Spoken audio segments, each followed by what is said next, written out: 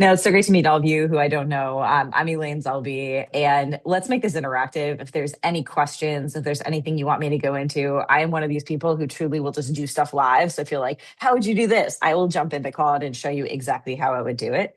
Just as way of kind of background and introduction, I have a super weird background. I was a biomechanical engineer doing med device that somehow found my way into the go-to-market world. I was in San Francisco, joined an early stage startup as a second employee, and kind of just started doing go to market. And I really liked it. I love being at that intersection of the customers and the market, and then the product and engineering teams.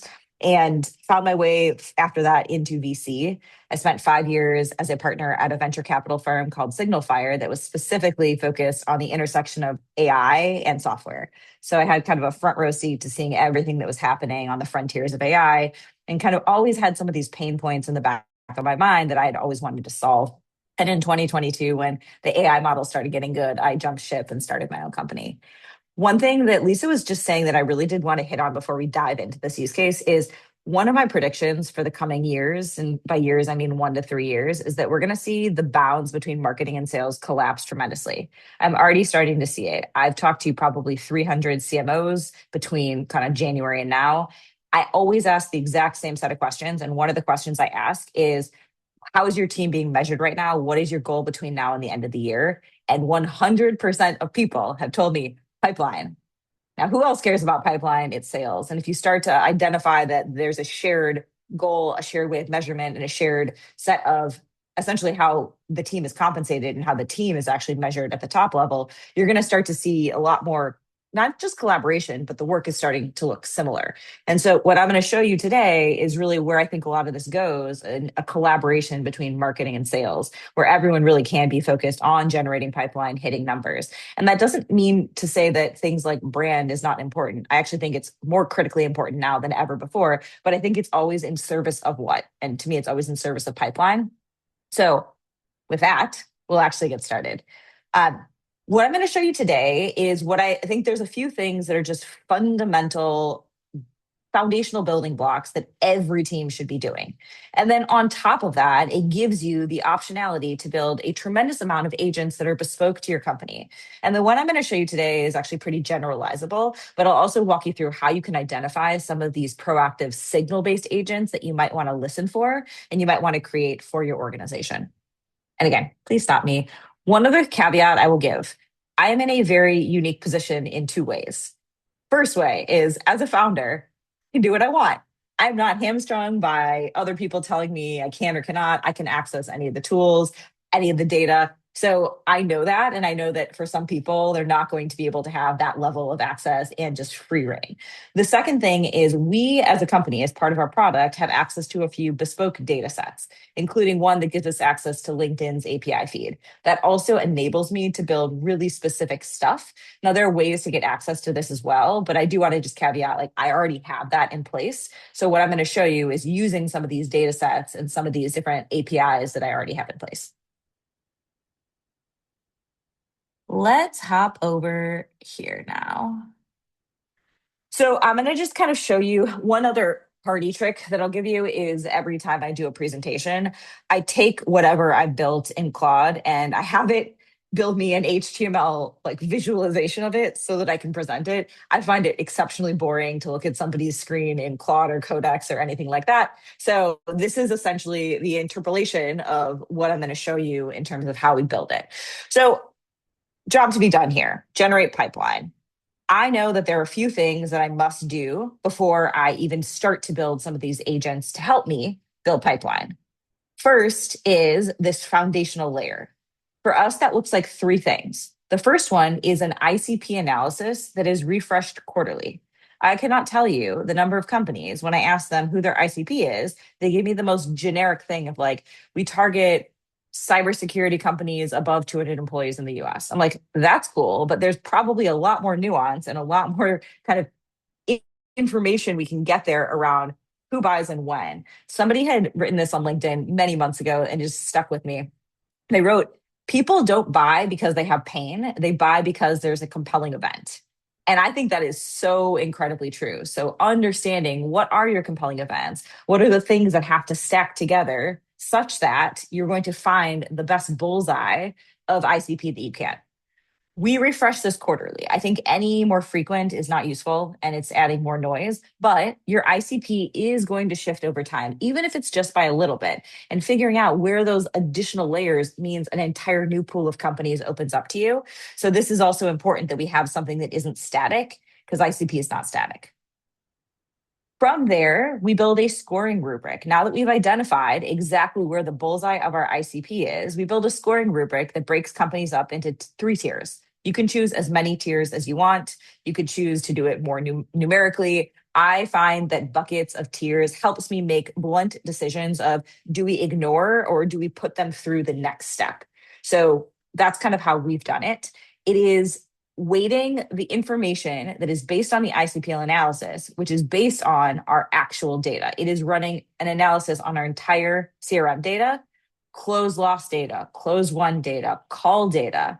We use a call recorder called Sybil, which is extremely cool. It's by far my favorite. I've tested so many, but it can go and crawl. Sybil has an MCP.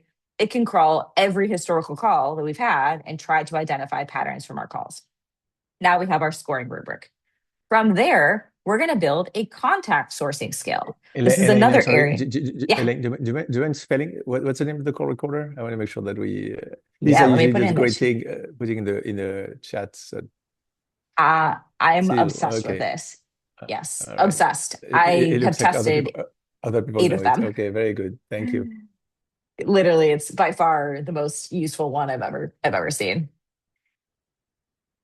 From there, once I have my scoring rubric, this is another area where I see a lot of people fall down is, awesome, we have our target account list. So to me, step 1 and 2 are the required pieces to even start to build a target account list. The problem is I don't email companies, I email people. I don't advertise to companies, I advertise to people. I don't do out of home or events or any of the other channels to companies, I do them to people. So we built a skill that specifically goes and takes my target account list and finds the contacts that would be in my buying committee at each of those accounts. This is a reusable skill that every time we have a new company that fits our ICP that is a target account, we can now go and ensure that we've already created the buying committee there. Now, this opens up so many opportunities, not only for outbound or warm inbound or anything like that, but for multi-threading, for kind of blanket awareness among that organization. So this is a really critical step that I see a lot of companies just skip. And this is actually a pretty simple one to build. Again, this does require some kind of a data set, but there is not a company under the sun that I'm aware of that doesn't have some form of a ZoomInfo, Apollo, Play, anything like that. We use a data set called Crust Data. I'll put this in the chat as well. And this is more of a company facing thing, meaning we're using this inside of our product as well. So a little less approachable it's not like a self-serve thing like a Apollo, but very, very powerful. So we're going to plug that in and we're going to use that to help find our buying committee. Now, with that in place, now we can start to build all kinds of interesting agents on top. So these are just a few examples of things that we've built and that you could build on top of that foundation. Things that are social listening. So listen for topics that people are talking about on LinkedIn. Now, how would this actually work? I'll kind of walk you through it exactly how I built this agent, because this is the one I'm going to walk through. You're going to first want to go and listen. When you find that, you're going to go and score the account. If the account scores high enough and fits your ICP, you're going to go and find the contacts, and then we're going to go and take action. Other examples, a new buyer joins an ICP account in the CRM. A compelling event happens at an ICP account. Close loss worth revisiting. Just because it's close loss does not mean it's worth revisiting. It might have been a timing issue. There's a specific time and place where it makes sense to reengage. It might have been we need to get a head count in place before we can move forward with this. Well, great. Did they hire somebody? Is the JD still out there? Is there, anything like that we can glean? Champion job change, pretty obvious. And then this one's one of my favorites. We have seen so much success with this. We have an automated agent where whenever we close a net new deal, it immediately tries to find 5 to 10 of the most similar lookalike companies. And that's not just companies that are in their direct competitor space. It's who has similar patterns, who has similar compelling events. And I'll show you some of the patterns we're going to look for. But we also keep it super tight. I don't want to find 50 lookalikes. I want to find 3 to 10. So really tight, really focused messaging. This is the sniper shooting, and it's extremely effective. Here's what happens. So we start with when a trigger is fired. So a trigger fires when one of those activities hits the agent. So the signal hits the agent. So let's just we're going to walk through the social listening one. So we're crawling LinkedIn. We find a keyword that we're looking for specifically. In this case, immediately, it's going to go and score the account, not the person, but the account against our ICP, because we're seeing a signal, a buying signal in that post. We want to know, is this account useful to us or not? Because we can see the signal all over the place. It doesn't mean that's a good account. So if it scores tier 1 or tier 2, we keep it. If it scores in tier 3, we ignore it. So not a good fit. If it passes this step, we're then going to go and use our contact sourcing skill. So we said, great, just because this person posted about it does not mean that they're in our buying committee. Maybe, maybe not. So we're going to go and use just the signal piece, but find the actual contacts. From there, we need to make sure that we have a paper trail. We use HubSpot as both our CRM and marketing automation platform. So we're going to go and create all of this in HubSpot. It's going to check to see, does this account exist? If not, create the account. Do these people exist? If not, create the people. We also have to think through now, what does the assignment look like? And this is, again, you can kind of see like part of this is marketing, part of this blends into sales. I think all of this converges. But we're now going to go and do assignment. And this can get super complex. I have a lot of thoughts on this. If anybody is dealing with some of the stuff here around how we assign leads and accounts, we have a bunch of rules we put in place. But for example, if the account existed and had an owner, we're going to keep the owner. If it doesn't exist, we're going to round robin. And there's a bunch of complexity here. Let me actually get into some of the weeds. I always find this to be like the more interesting thing is like show, don't tell. So this is my actual, I'm just going to show you like actual prompts that I use. And I'll just explain kind of how I feel like I've learned a lot by trial and error and the way I prompt. So I'll show you when I prompt for more of a skill versus when I prompt for more of an agent.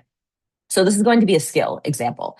So in this case, this is the ICP analysis skill that's going to run every single month. So I start off by always explicitly telling it exactly what data sources or existing skills that I want it to use. If you don't do that, it's just going to go and take liberty and try to use a bunch of stuff. And I like to constrain it because I'm not a product manager by training, but I feel like that's the skill that I've learned the most in the last 6 months is how to be a product manager. I actually draft a lot of prompts in Apple Notes of all places. I'm not sophisticated, but for me, that's the way I go through my thinking and understanding what is the end state that I want to see here. And then I go backwards of, okay, well, how do I get there? What tools do I need to use? What are the edge cases? I think through the edge cases for so long, because if you don't, what happens is you're going to run into an edge case when it's building it. You're either going to catch it or not. If you catch it, you're going to have to prompt around it over and over again. And then you get context bloat, it gets confused, all of that. So knowing as many edge cases ahead of time is definitely in your best interest. So here I'm telling it explicitly that I want to use Sybil and HubSpot's MCPs. Those are the 2 data sources I want it to look at to do an analysis of our ICP. That is our sources of truth. And then I'm giving it examples of what I want it to do. So I want it to create a detailed but concise analysis of our true ICP, and I tell it what it should look for. So I want it to go beyond just demographics, firmographics, size and shape of company, new hire, role shift, inflection points, product launches, funding, acquisitions, technographics, and then other patterns and nuances that make companies a particularly good fit for Tofu in terms of close rate, speed of deal, ACV. So I'm being pretty specific and nuanced of what I want it to look for and then what I want it to produce for me. And then there's more chat and stuff down here, but ultimately what it ends up doing is, so then I have it create a skill and save it to my directory. And then I can tell it to, then I create a routine that's going to refresh this once a month. Now, here's what it found, because again, this is not a very complex prompt. Anybody can just take this, steal it, and use it. This is pretty simple. But what it found was really fascinating. So here is the output of what it actually discovered. So here's where we win according to the data. Now, what's really interesting to me, which was like a oh shit moment, our baseline win rate is 16%, but our win rate in the bullseye is 67%. So I went to our team and I was like, why the hell are 100% of our efforts not focused here? Like, screw this. This is what I want to see. So sales, marketing, everything, focus on this. I don't care if the volume is lower. The overall success of the company is going to be way higher. So here we start with kind of the basics. This is going to be your firmographic information. This is the stuff that most people know on the top of their head, right? It's no headcount, revenue, like general size and shape of company, their tech stack, the geo. Where it starts to get more interesting is when we start to get in what turns a deal that's what people typically call ICP into a compelling event now deal. So these are the 8 different areas that it found for us in particular that make a deal a now deal, which is something that I need to layer on in addition to this. This is necessary but not sufficient. This plus this is sufficient. So what I'm looking for, and this is, you can run so many different campaigns from a super tofu marketing perspective all the way down to a like in funnel sales perspective against each of these patterns. New CMO or VP of marketing in the last 6 months. This one's particularly interesting for us. We have found that when companies are PE owned, right now, almost every PE firm has some kind of an AI mandate. So they are all on the hunt to buy anything that has AI in its name. So I want to go after every PE firm, every PE portfolio company that fits our other ICP criteria. A new product launch or brand refresh. For us in particular, that means there's going to be a flurry of marketing activity. We know that teams are leaner and smaller. They're going to try to find tools that can help them fill those gaps. Similarly, marketing headcount cut, which is also knowable. If they are moving up market or launching a new ABM motion, these two things typically go hand in hand for us. But we can also look for these patterns. We can start to look at their websites and see, are they posting case studies with larger enterprises? Are they hiring for people that have more enterprise experience? Are they posting a job description for an ABM manager? All these things, again, very knowable. Upcoming event with a hard follow-up date. So for us, the pattern here is if a company has like a major user conference or a big thing like that coming up, they need to turn that into pipeline. And therefore, they're going to need to nail the follow-up. They're going to need to nail the marketing campaigns, the nurture, all of that stuff. So a really compelling event for them. This one was a funny one, a champion personal deadline. And this is shocking how much this comes up, but I never thought of this one before. Deals have been catalyzed and accelerated when the champion has something coming up for them.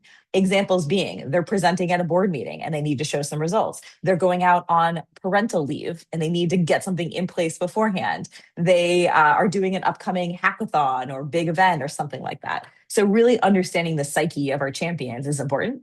And then lastly is a bit more obvious, but any kind of fiscal deadline.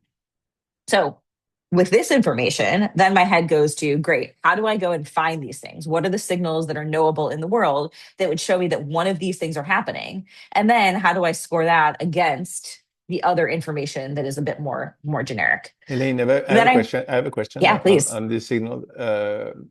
You showed the prompt, well, the data sources were your CRM and your call recording. And if I look back at these events, is it safe to assume that they mostly come from the call recording? That's why you find out that, for example, the champion of the person deadline is something that they may have said during the sales call, and that's what you're picking up. That's the source of the signals. I would say 80% of this is coming from call recording. Okay. Call recording is just gold mine of data that has never before been able to be mined at scale. And all of a sudden now it is. And that's also one of those things where I know people love Gong and some of these other ones, but the lack of ability to query the entire corpus of calls at scale is really hamstringing people. The fact that I can go through every call that anyone at our company has had in a single prompt is insane. And the amount of nuance and the amount of detail is incredible. It also allows me to do really cool things like you mentioned, Nicholas, like the follow-up, the next call you're going to do is on prep and follow-up. Well, because I have all the calls there, I can create a skill that is automating after a call. I can not only draft the follow-up, but draft like a one-page proposal or a one-page next step. It just makes us look so buttoned up despite being a really small team. So Highly recommend tapping into as much call recording data as you can. This is just gold for product marketing. Well, next things I look for is, so those are the positive examples. You can't just use positive. I also need to know the anti-patterns. So what kills a deal? What makes a company not a good fit? What are the things that actually show false signal? So again, this is like going all the way back to the whole fight of marketing providing MQLs and sales saying their shit. Like, this is because we're not looking at the negative patterns too. We're only looking at the positive patterns of like, this person has the right title at the right company and did an activity. That's cool, but is this actually going to turn into a deal? So, a couple anti-patterns for us: director only champion. So we don't have that buyer, economic buyer visibility. Even though we might have a really strong champion who seems like they have power, that kills the deal. This is actually an interesting one, a new champion that's in the role. So this is very different than a new buyer in the role. A new economic buyer will want to go and buy tools and prove that they can make change. A new champion, who's going to be more of that like mid-level person, has no power yet. They're still proving themselves. They haven't earned the trust of the economic buyer. So this one is actually a really negative signal because they are going to be very gung-ho about buying new tools. So we have to be a bit careful and treat this more like a nurture than an immediate deal. Champion leaves mid-cycle. This one sucks, but slightly unavoidable. And then this one was another one. If we only have the economic buyer, really bad example for us. What I can tell you for a fact, we closed a lot of deals like this that churned. Because if we have the CMO or the buyer who's like, we need something like this, but nobody to actually run the tool day to day, they're not going to use it. So we might have that false signal of getting initial revenue, but then it's going to increase our churn. So this was a pretty good negative pattern as well. Similarly, some other things around size and shape of companies that are just bad. Like for us, it's really large companies, not a good fit. We've discovered that anything that's more developer tools or PLG motion is not a good fit. If they sell to SMB, they're going to want to do things at a scale that we just can't support. So not a good fit. Too small, not a good fit. And then highly regulated. We just found that these cycles were really long and we never got them across the line. So now I have my positive patterns, my negative patterns, and then we start to score them. So this is kind of putting them into the different scoring buckets, and then this puts them into different tiers. Now from there, so we have that. So I created a scoring skill. It's pretty boring, so I'm not going to walk through that one. But now once we have our scoring, now we create our contact sourcing. So this, again, you can plug in any data set that you have access to. I have Crust data, so that is the one I'm going to use.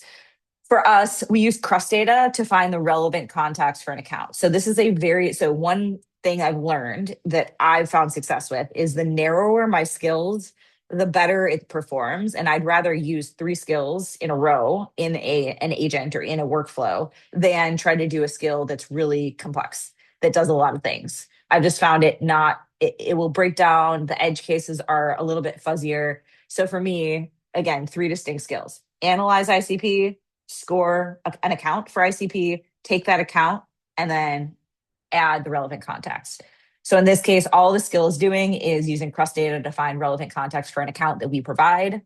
And then the context should encompass, I told it, buyer, champion, and influencer personas. I already have a skill for this. So I already have something that is saved for our personas. So it knows that. It knows exactly who we sell to and what the different tiers are. Then I had it turn it into a skill and save it. And then I had it run a test. So I wanted to see how well it worked. So I gave it a sample company. And then I told it to go and also look in our CRM and first pull the contacts that we have there and then add additional ones so that I'm not burning through extra credits. So it'll go and look through HubSpot, see who we have first. It'll pull the data. You can see where in HubSpot. It did a great job. This one was pretty simple. I didn't have a lot of trouble getting this to work really well. And then it's going to find the champions. It's going to find the influencers all through a skill. Now, where this gets fun is awesome. We have our foundation. Now, how do we tie this all together in a pretty bow? So in this case, this is where we start to get into more complex prompting and more complex agent building. In this case, I definitely prepped this in an Apple Note. So I spent some time thinking through exactly how I wanted this to run. What I wanted this to do was I wanted it to run daily and find no more than 10 net new accounts. So also back to Tim's point around getting not only access to the LinkedIn feed, I also don't want to burn through a ton of my credits. So I don't want this to just go infinitely. And if you don't put bounds on something, it will just take your word. So if you say, run through, like look through all of LinkedIn, it will just continue to run. So I only wanted up to 10 accounts that we should prioritize based on social listening. So I asked it to use cross data to find people that are posting about keywords. So our keywords were ABM, pipeline generation, and demand gen agents, go to market quality, AI marketing.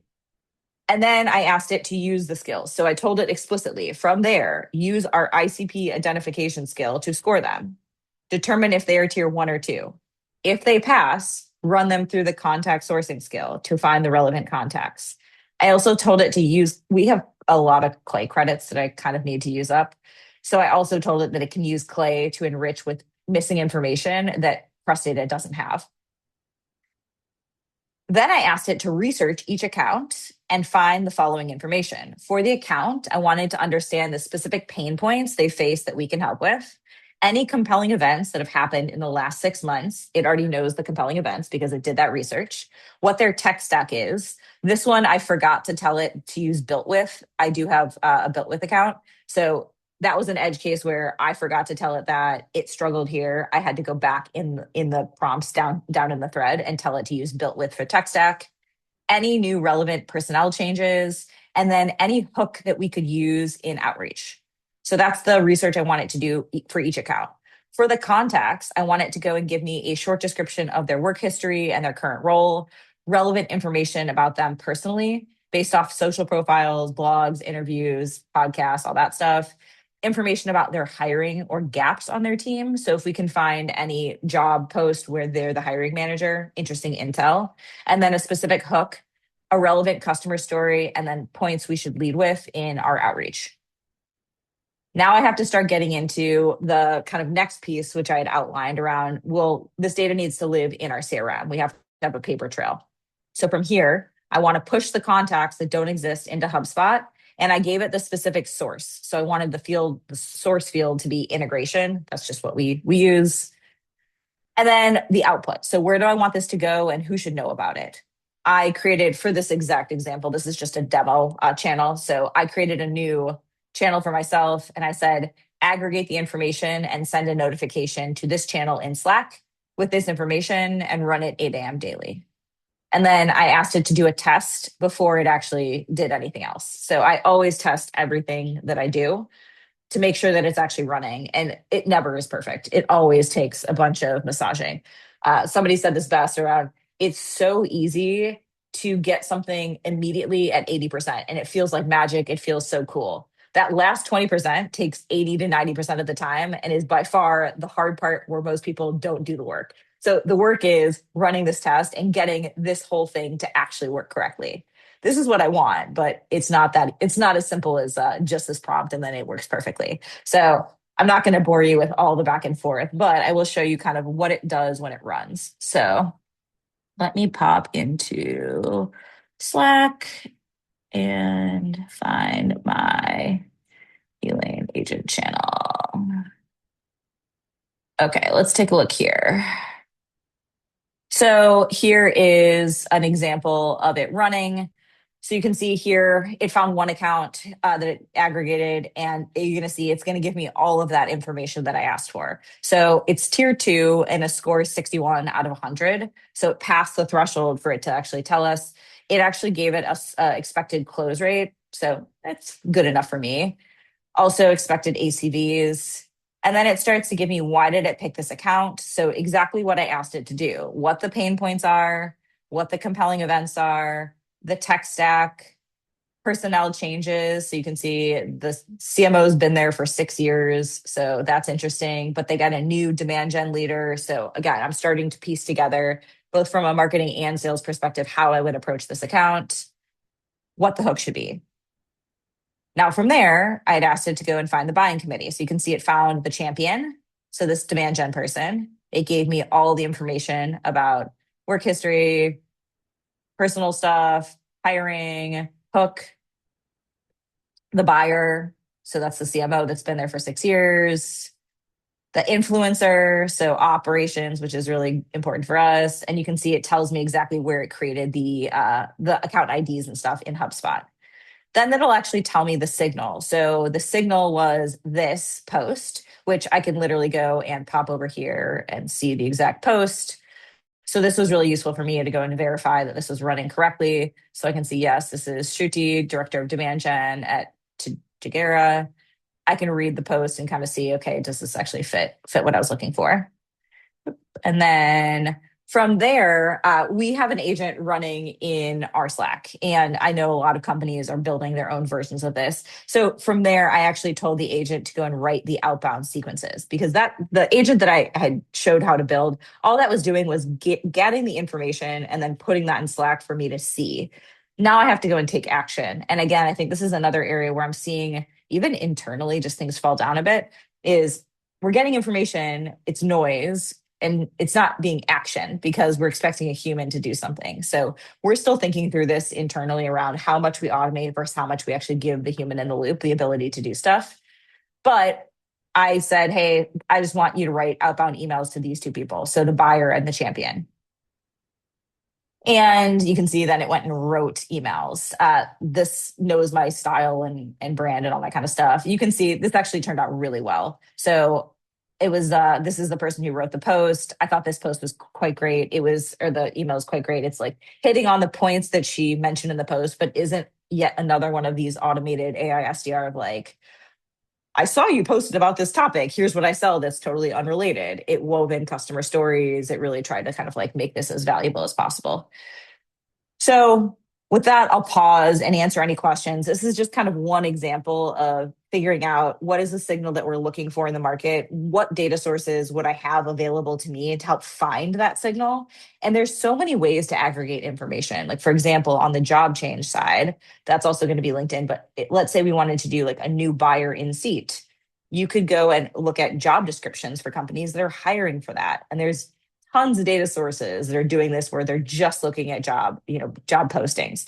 So it's really about identifying for this specific signal, where can I find the data? And I think Tim brought this up well, like this stuff takes time. If you can go buy something for a pretty cheap price point, definitely better to buy it than to go and try to aggregate it yourself.